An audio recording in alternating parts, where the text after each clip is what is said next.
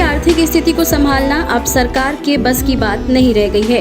हालात बेकाबू हो चुके हैं। दैनिक जरूरतों की चीजों की कमी से जनता परेशान है। पेट्रोल डीजल के लिए लोग लंबी लंबी लाइनों में हैं, लेकिन पंपों पर पेट्रोल डीजल आ ही नहीं रहा। अब श्रीलंका सरकार ने एक बार फिर से संकटमोचक भारत की तरफ रुख किया है।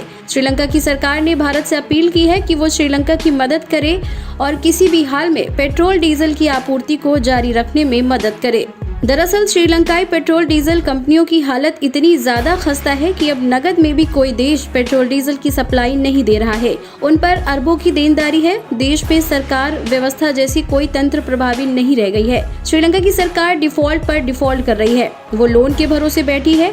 इस साल उसे 25 अरब डॉलर के कर्ज उतारने हैं, लेकिन उसके हाथ खाली हैं। देश की अर्थव्यवस्था ठप पड़ी है। ऐसे में उसकी मदद अगर कोई कर सकता है तो वो है भारत। श्रीलंका की सरकार ने संकट के बीच एक बड़ा फैसला लेते हुए सिर्फ इमरजेंसी सेवाओं से जुड़े वाहनों को ही पेट्रोल डीजल भराने की छूट दी है। अगले 2 सप्ताह तक गैर जरूरी सेवाओं में लगे वाहनों को ईंधन नहीं मिलेगा। इसके अलावा निजी वाहनों को भी पेट्रोल डीजल की बिक्री पर रोक लगा दी गई है। मीडिया रिपोर्ट्स के मुताबिक श्रीलंका के हाई कमिश्नर मिलिंडा मोरोगोंडा ने सोमवार को केंद्रीय पेट्रोलियम मंत्री हरदीप सिंह पुरी से मुलाकात की। उन्होंने कहा कि श्रीलंका ऊर्जा की गंभीर संकट से जूझ रहा है। आम लोगों को पेट्रोलियम पदार्थों की भारी किल्लत का सामना करना पड़ रहा है। इसलिए भारत श्रीलंका को तत्काल पेट्रोल और डीजल की आपूर्ति कर मदद करे। बता दें, इस संकट के बीच श्रीलंका में पेट्रोल की कीमत में 50 श्रीलंकाई रुपए और डीजल के दाम में 60 श्रीलंकाई रुपए की बढ़ोतरी हुई है। भारत के पड़ोसी देश श्रीलंका में पिछले 2 महीने से तीसरी बार वाहन ईंधन की कीमतों में इजाफा हुआ है। इस बढ़ोतरी के साथ ही पेट्रोल की कीमत 470 श्रीलंकाई रुपए प्रति लीटर और डीजल की कीमत 460 श्रीलंकाई रुपए प्रति लीटर पहुंच गई है। हालांकि इसके बाद भी श्रीलंका में पेट्रोल डीजल के रेट्स भारत से कम है,